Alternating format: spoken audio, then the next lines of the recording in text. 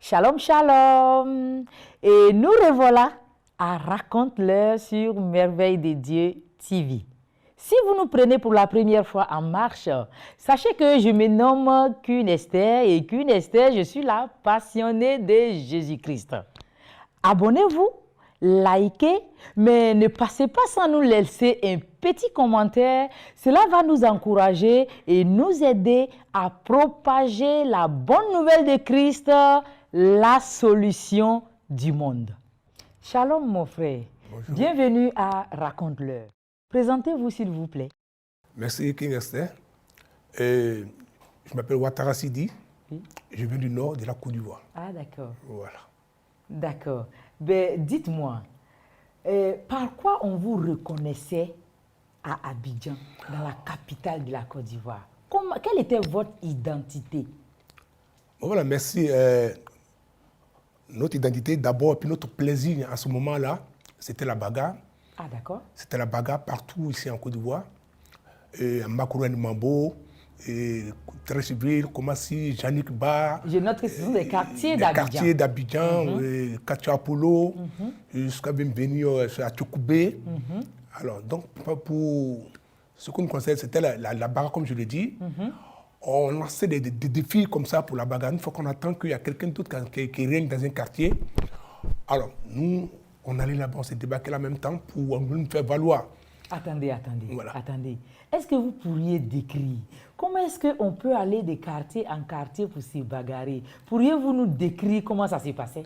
Oh, ça se passait, c'était, chez nous, c'était, à cette époque-là, c'est pas comme l'époque de maintenant où les jeunes gens, ils ont les pucelets, où ça drogue en désordre. Bien vrai, ça droguait, mais pour nous, c'était une manière de nous faire valoir, comme je le dis tantôt. Ah, d'accord. Voilà, quand on dit à quelqu'un d'autre qui règne dans un quartier, alors nous, on va directement dans ce quartier-là, on va s'opposer là-bas. Souvent, nous allons même dans les maquis. Quand le propriétaire du maquis sait que nous sommes là, souvent quand il y a les bagarres dans le quartier, quand le propriétaire du maquis sait que nous sommes là, il nous appelle souvent, on vient s'asseoir là, seulement pour faire la bagarre. Quand nous sommes là, souvent, on ne paie même pas la boisson. C'était seulement pour protéger son maquis quand nous sommes là, parce que souvent, nous ne payons même Donc, pas. on va dire que votre identité remarquable, c'était la bagarre. La bagarre. Waouh, On c'est se tout de même promenait. étonnant, hein? Justement. Et on avait des grands frères, comme je peux même citer leur nom, puisque je dis sont repentis. Tout à fait. Les Blocus, etc. Oui. Même Blocus, les Bob, les Gaillards, etc., la Jaro, et tout cela même, comment est-ce qu'on appelle ça, prend du temps, le petit, les fistons de John. Jusqu'à Bobo, on venait au thème, même les gorilles, mais des Libanais avec John. Alors jusqu'à cela, c'était par là qu'on nous reconnaissait, à Yopougon, etc. Voilà, c'était par la bagarre qu'on nous reconnaissait. On a payé des transports inutiles. Waouh. Transport, on allait à Dabou, il y avait c'était même qu'on appelait Bilé, bon, père à son nom qui l'a décédé, qui régnait à Dabou à un moment. Nous, on nous a dit comme ça qu'à Dabou, parce qu'il y avait des kermesses en ce moment. Alors, on était là, on allait à Dabou, dans ces kermesses, on cafouillait chaque fois. On cherchait à voir, on dit c'est Bilé qui régnait là-bas. Oui. Alors quand on allait s'opposer là-bas. Cela suppose que lorsque quelqu'un règne dans une ville parallèle, vous vous déplacez pour aller détrôner la personne. Par rapport à la bagarre. À la bagarre. Waouh, voilà. C'est tout de même bizarre.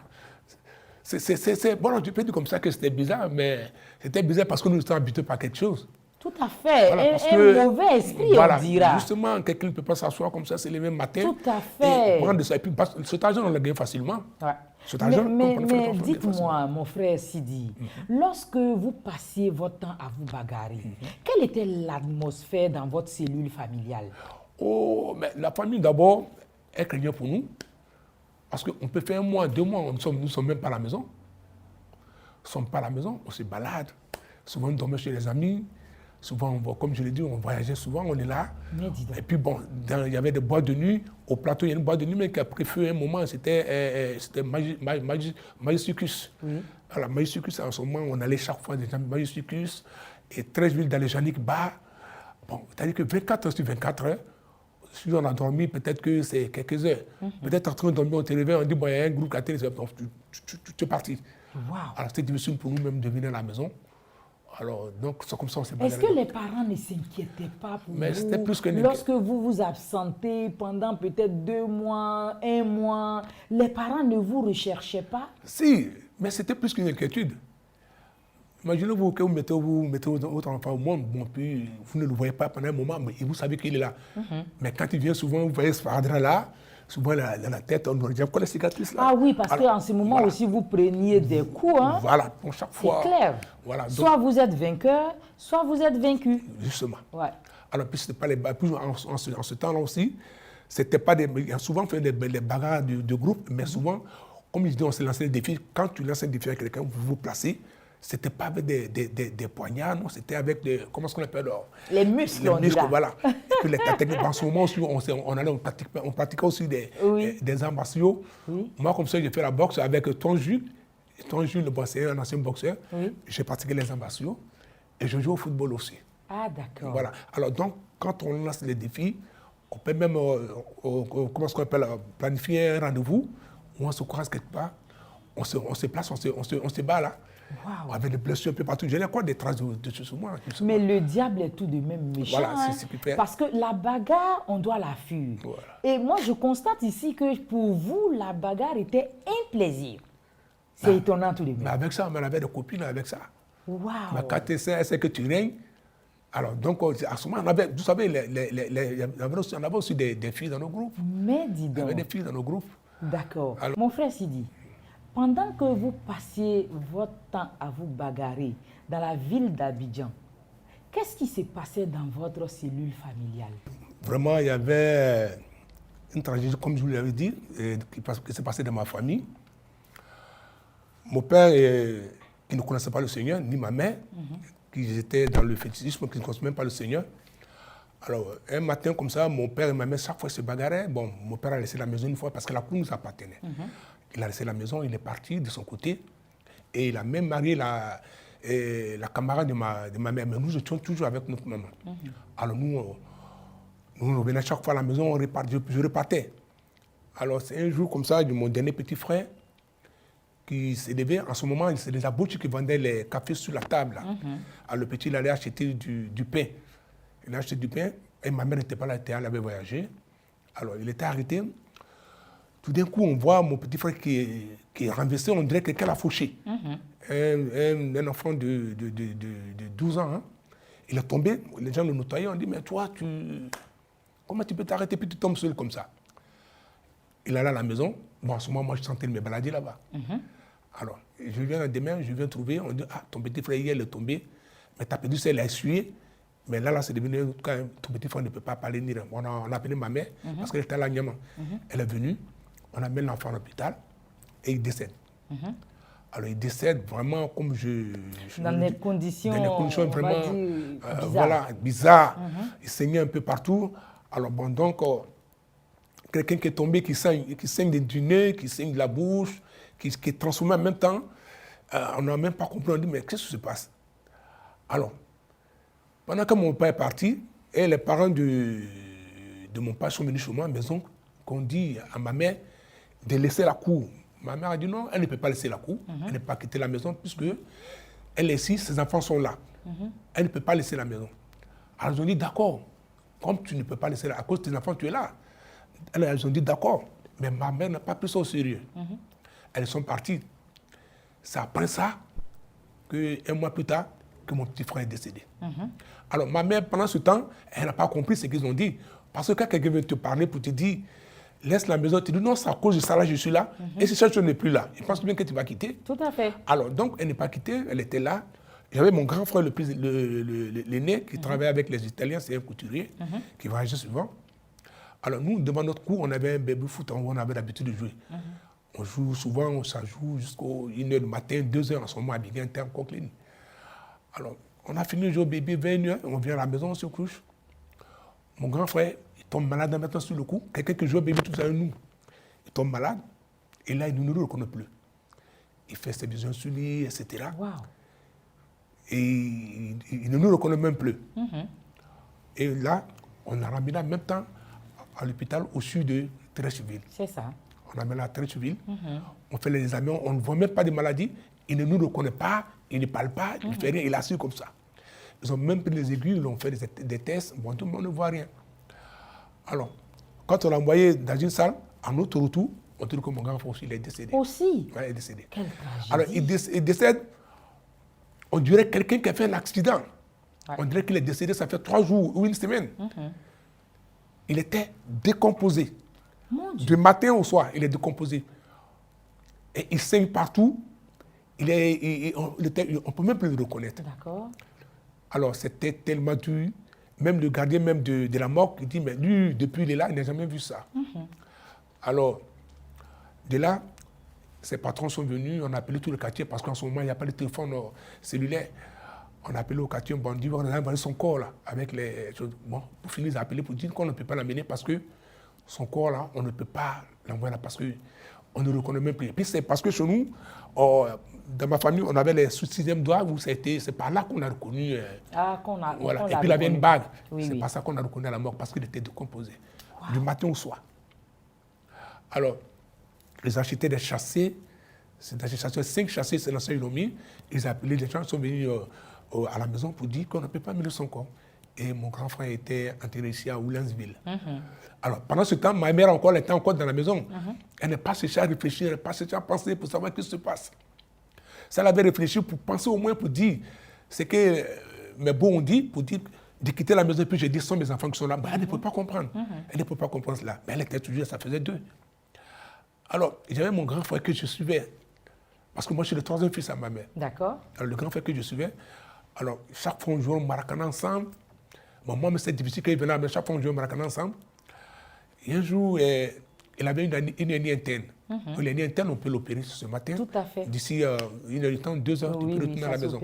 Alors, ça a été fait. Alors, ça a été fait 1 semaine, 2 semaines. Un mois, mais il a commencé à jouer au ballon, on joue au ballon ensemble. Et il tombe malade. Mon grand frère est tombé malade. Il a commencé à maigrir. Bon, moi, pendant ce temps aussi, je suis ressorti encore. Pour vous bagarrer. J'étais quelque Bien part évidemment. Voilà. Là, cette fois-ci, j'étais à Zopé. On était à Zopé.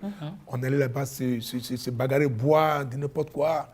Mais ce qui fait ma force, en ce temps-là, je n'ai jamais drogué. Voilà, mais j'ai fumé un peu. Alors, donc, il était malade. Une fois, je suis venu, parce que mon père travaillait au centre antituberculeux d'Adjamé. Quand je suis venu un jour, quelqu'un m'a vu, il m'a dit, mais ton frère est malade. Il faudra que tu ailles à la maison. Je suis allé à la maison, je retourné, il était malade. Et il dit à ma mère, je vais l'envoyer à l'hôpital. Ma mère dit, on va l'enseigner. Non, on la laisse. J'ai pris avec 2 jeunes, on l'a mis dans une voiture. On allait au centre antituberculeux d'Adjamé. Parce qu'il a commencé à maigrir. On dit, on allait faire les examens pour voir qu'est-ce qu'il a. On allait, bon, on dit non, de l'envoyer au CHU. Et je dis à mon père, de dire à ma mère que nous sommes en train de partir au CHU, même si nous n'êtes pas ensemble.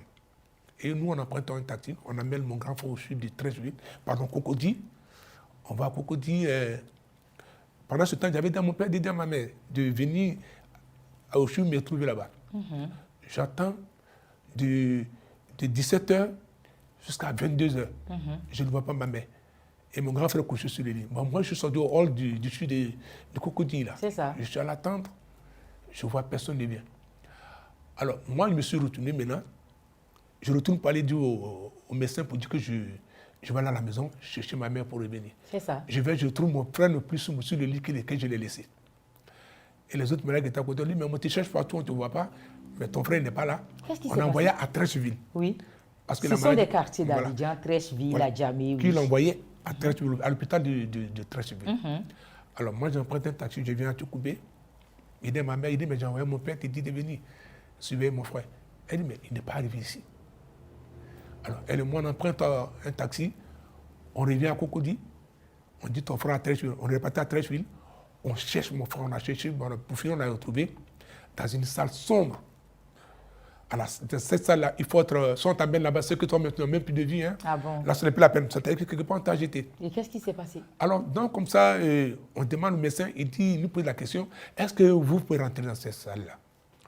On dit, mais s'il y a des gens qui sont couchés, est-ce que nous, on peut entrer? Il dit, ça ne s'agit pas de ça. Est-ce que tu peux rentrer là-bas? Il dit, on va rentrer, on va voir. Je suis entré avec ma mère. Alors, je vous assure, vraiment, cette salle-là, vraiment, c'est plus qu'une morgue. Les gens sont couchés sur les lits, ça pleure, ça gémit par là. À d'autres qui sont tombés, une salle sombre. Il était couché là, il était déjà chose, c'est moi qui ai avancé mon oreille. Il a commencé à me parler, bon, je n'entendais même pas ce qu'il disait. Alors moi, je me suis levé, j'ai dit à ma mère, il dit vraiment, là, si on va à la maison, du matin, là, s'il vit vraiment, c'est que c'est la grâce de Dieu. En ce moment, nous ne connaissons pas le Seigneur. C'est ça. Il dit, s'il se lève là, c'est que vraiment, c'est une grâce de Dieu. À ce moment, la salle, là, il faut être fort, ça, il faut le dire. Il faut le dire. Alors, on sort, le docteur nous tend une ordonnance de 60 000 francs. Alors, j'ai dit à ma mère, j'en pourrais acheter ça sur le coup. Elle dit, non, on ne peut pas acheter ça aujourd'hui. Là. On va là à la maison et puis on va directement acheter. Dès que moi, je suis venu à la maison, il laissait ma mère là-bas. Elle m'a suivi une heure plus tard, en pleurant pour venir à la maison, que mon frère est décédé. Encore. On est à la troisième mort. La troisième personne qui était décédée. Alors, ma mère ne comprenait pas là. D'où venait tout cela. Et c'est là que je commençais à me ressaisir un peu. C'est là que je commençais à me ressaisir un peu. Et j'ai un oncle qui se trouve au Danemark, qui m'a mis dans un centre de formation d'élevage à Bergerville. Voilà, moi-même, je suis vétérinaire. D'accord. Voilà, je suis allé au centre d'élevage. Ma mère, maintenant, a déménagé à de Niama. La maison familiale. De la maison familiale, maintenant. Après ces 3 cours-là. Tout à fait. Elle allait à Niama. Maintenant, moi, j'étais à Abidjan ici, comme ça, j'habitais chez un ami, parce qu'on a laissé la cour. On a laissé la cour et était habité chez le grand frère, l'ami de mon grand frère. Lui m'a hébergé là-bas, c'est là-bas que j'allais maintenant suivre les cours. Et après ça, c'est là maintenant que j'avais une copine. Il y avait une copine qui avait, pour un pasteur comme Beau, c'est elle qui allait à l'église. Alors, elle, on était ensemble, on a eu un enfant ensemble. C'est ça. On a eu un enfant ensemble, mais on n'a jamais habité ensemble. D'accord. Alors, on a eu un enfant ensemble, c'est elle qui me parlait chaque fois de Jésus pour dire... Ah, d'accord. Voilà. Donc, je peux conclure que voilà. c'est avec cette copine que vous avez entendu pour la première fois parler de Jésus. Voilà. Ah, d'accord. Mais est-ce que lorsqu'elle vous a parlé de Jésus, vous l'avez accepté directement ou bien qu'est-ce qui s'est passé? Non. Parce qu'avec toute cette tragédie, je pense qu'il faut se retourner vers Jésus-Christ pour avoir le salut. C'est quand on m'a parlé de Jésus maintenant que l'ennemi a commencé à se manifester maintenant. Ah bon? Voilà, là c'est encore plus grave. Là maintenant je suis devenu plus bandit que ça. Ah, voilà. D'accord. Alors donc j'étais chez l'ami de mon grand frère, c'est là-bas j'étais. Et pour finir, quand on m'a parlé de Jésus, je commençais à aller un peu à l'église. Alors là c'est devenu plus grave. Là, c'était devenu plus grave. Alors, comme ça, je commençais à suivre les cours des baptêmes. Et le lendemain, la veille de mon baptême, c'est là que je suis allé jouer au Maracana.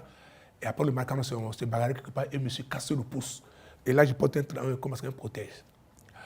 Alors là, j'étais là avec ça pendant 8 mois. Parce que chaque fois, j'allais à l'hôpital. La première personne qui m'a opéré, c'était au CHU de Treichville. Il m'a opéré. Bon, il a opéré la main. Ils ont mis, comment on appelle, le pouce en place. Mais le problème qui se passait, il y avait une ouverture et il a tout plâtré. En principe, il devait laisser une ouverture pour qu'on puisse penser la plaie. Alors, donc, 3 jours plus tard, je suis tombé à la maison là-bas. Et c'est la mère de ma fille là qui m'a transporté au CHU de Cocody. Alors là-bas, ils ont regardé, non, ce pouce-là, vraiment, l'os s'est déjà abîmé. Et ils m'ont donné maintenant, chaque fois, j'allais à l'hôpital, chaque fois, jusqu'à 8 mois, mais rien ne changeait. Rien ne changeait jusqu'à ce que les jeunes du quartier, comme ils connaissaient un peu, ils ont même cotisé, et c'est là qu'ils m'ont fait changer, je portais un protège. Alors, donc, je commençais à aller à l'église. Voilà. Et je commençais à aller à l'église. C'est là un jour, il y avait un homme qui était décédé, donc je dis que j'allais présenter mes condoléances là-bas. Je vais, et j'ai un autre homme qui était là-bas qui me dit, mais toi, il y a longtemps, on te cherche. Il dit, mais vous me cherchez comment? Mais il y a une nouvelle qui était à M. Sokro, on te cherche pour donner une enveloppe, on dit c'est une lettre, mais tu es où et puis on ne te voit pas. Sa femme dit, ah, je ne sais pas où il est, mais elle a dit, bon, c'est bon, laisse la lettre. Je vais te dire, ta petite soeur qui est à M. Sokro, qui est mariée, elle est décédée. Encore? À M. Sokro. Alors il dit, mais tonton, c'est pas comme ça, tu aurais dû me dire ça. Tu dois m'appeler à côté, bon, causer avec moi, mais me dit, ta petite soeur est décédée à M. Sokro, bon, voilà. Et je me suis rendu à M. Sokro le lendemain. Et après là, je suis revenu à Abidjan, et ma mère aussi décède. Mais dis donc. Voilà. Quand ma mère décède aussi, Et 2 mois plus tard, mon père qui était plus chez nous, lui aussi décède. Mais dis donc, Voilà. dites-moi, Chante Sidi, avec cette cascade de décès, de tragédies, il ne vous est pas arrivé d'écouter quand même la voix de votre copine qui vous parlait de Jésus? Je ne dis pas qu'avec Jésus, on ne meurt pas, mais certainement, il y a un esprit destructeur dans votre famille. Justement. Et il faille sauver le reste des personnes, peut-être dont vous. Comment les choses se sont passées après? Oh, bon. Après ça, moi, maintenant, je tombais beaucoup malade. D'accord. Parce qu'avec tout ce qui se passait, Oui. je tombais beaucoup malade. Chaque fois, je suis malade. Et même les gens du quartier ont commencé à dire, mais là, je crois que lui aussi, on va ouvrir un cahier noir pour lui parce qu'il y a un cahier de cotisation aussi. C'est triste. Parce que chaque fois, je tombais malade, chaque Tout fois, à je tombais fait. malade. C'est là maintenant que j'ai commencé à donner ma vie sérieusement au Seigneur. Enfin. Voilà, j'ai commencé à donner ma vie sérieusement au Seigneur. Et il y a une fois, je suis allé à Djamé, et au temps de Nicolas Joël. Ah d'accord, oui. Voilà, c'était une évangélisation où je suis allé, ils ont même prié pour moi.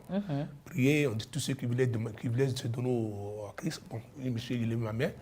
Et j'ai accepté le Christ à partir de ce jour. Et ils ont prié pour moi. Mais ça ne s'est pas arrêté là. Ça ne s'est pas arrêté là. Est-ce qu'après cette prière, lorsque vous avez accepté Jésus-Christ de Nazareth, est-ce que vous avez arrêté la bagarre? Oh, ça d'abord, comme dirait quelqu'un comme ça, que moi je suis en train de tromper Dieu. Waouh. Alors, Un donc, pied dedans, un pied dehors. C'est-à-dire qu'on était complètement dehors. Alors Oui. donc, j'allais de temps en temps, ben, bon, c'était pas trop comme avant. Vous avez diminué, on On va avait dire. diminué. Mais vous n'avez pas arrêté totalement de vous On bagarrer. n'a pas tout arrêté totalement. D'accord. Jusqu'à ce que, comme je l'ai dit, je me suis blessé maintenant. Ah, ok. C'est là maintenant que j'ai commencé à donner ma vie sérieusement Au Seigneur Jésus-Christ. C'était à la veille de mon baptême que je me suis blessé. Ah, d'accord. À la veille de mon baptême, là, le diable était encore ma poursuite. Parce qu'au fait, tous les décès de mes frères, c'était la sorcellerie. Oui. Alors, quand j'ai accepté le Christ même, finalement, et je me suis donné encore, comment est-ce que de quoi, en âme, de tout donner comment est-ce qu'on appelle, au Seigneur, c'est là maintenant il y a eu une transformation en moi. Amen. Et j'ai saisi Jésus. Et tous ceux ou celles qui étaient contre, qui ont participé à ces choses-là, ils ont commencé à mourir un à un. Waouh. Alors, deux mecs ont commencé à se confesser. Des gens même qui venaient manger chez nous, qui dormaient dans les chambres de mes parents. On va des dire hommes. que Jésus les a dévoilés. Voilà. Alors, Wow. donc, il y a d'autres, mais il y a une fois où j'étais allé dans un funérail, et dans un baptême où je suis allé. Il y a un qui m'a vu, il a commencé à crier, il est devenu fou. Il dit non, c'est pas moi seul. On m'a envoyé d'aller montrer la maison. Et les autres sorciers comme lui, ils l'ont attrapé, ils l'ont envoyé à côté pour dire, mais qu'est-ce que tu racontes là? Tu dis quoi là? Et ils l'ont envoyé à la maison. Et il a fait 3 jours, il est décédé. Il arrive un moment, mais quand je vais dans un baptême ou une réunion, si les gens sont là, les gars demandent est-ce que le fils de Ouattara est là? On dit qu'Ouattara s'y dit. Bon, les gens me demandent mais qu'est-ce que à chaque fois les gens demandent si toi tu es là? Il dit ah, c'est à vous de leur poser la question, c'est pas moi. Pourquoi les gens demandent si moi je suis là ou je ne suis pas là?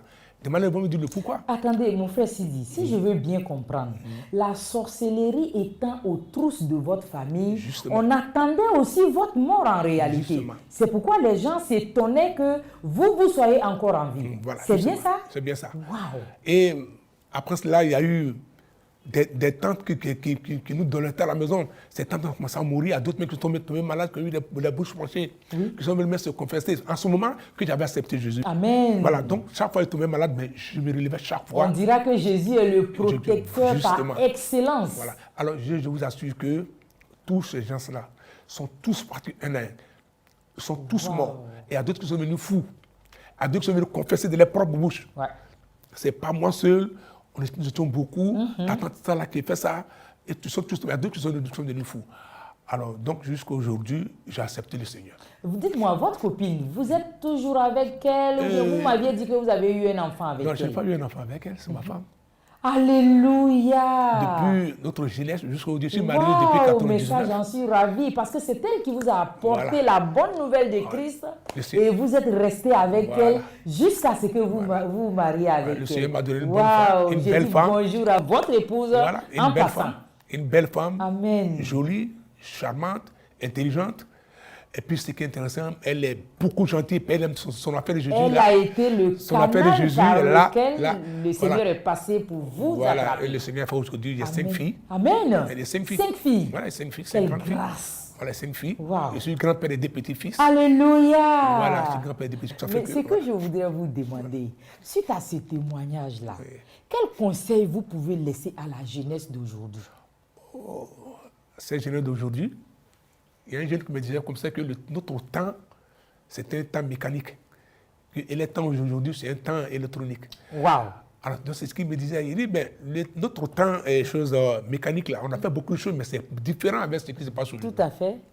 Alors, c'est pour dire ce temps électronique qu'ils ont aujourd'hui, là. Il y a les jeunes frères qui sont ici, qui sont des techniciens, ils peuvent prendre ce temps électronique-là pour se faire de l'argent, pour avancer dans le monde, pour se fonder un foyer, et surtout, de se donner à Jésus. Amen. Parce que Jésus, il est le chemin. C'est la finalité, C'est la finalité de toutes choses. Et la vie. C'est comme une chanson qui sort bientôt, Jésus, c'est le las des as. Oui, oui. Alors bientôt, je vais mettre ce titre-là sur le marché qui comporte 14 titres. Je voudrais rappeler que notre frère Sidi est également chanteur de l'Éternel. Merci beaucoup. Et il chante pour la gloire de Jésus. Au lieu de faire de la bagarre, il va de contrée en contrée pour évangéliser à travers les chants.